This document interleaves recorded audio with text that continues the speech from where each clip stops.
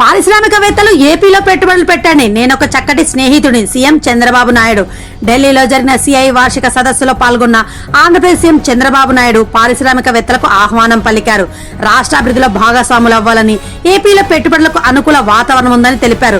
సంపద సృష్టి లేకుండా సంక్షేమం సాధ్యం కాదని, సంపద సృష్టి కోసం పారిశ్రామికవేత్తల భాగస్వామ్యం అవసరమని, ప్రస్తుతం నేను 4వ సీఎంనని, మోదీ లాంటి వారు సరైన సమయంలో సరైన నాయకుడితో దేశాన్ని ముందుకు తీసుకువెళ్తున్నారని ఆయన వ్యాఖ్యానించారు.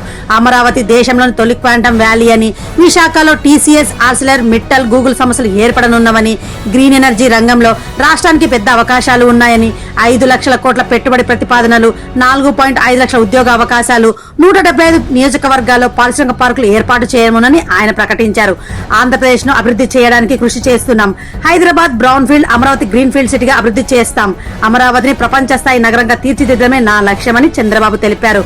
ఈజీ ఆఫ్ డూయింగ్ బిజినెస్ నుంచి స్పీడ్ ఆఫ్ డూయింగ్ బిజినెస్ దిశగా మేము అడుగులు వేస్తున్నాం. ప్రతి ఇంటి నుంచి ఓ పారిశ్రామికవేత్త రావాలన్నది నా లక్ష్యమని ఆయన స్పష్టం చేశారు.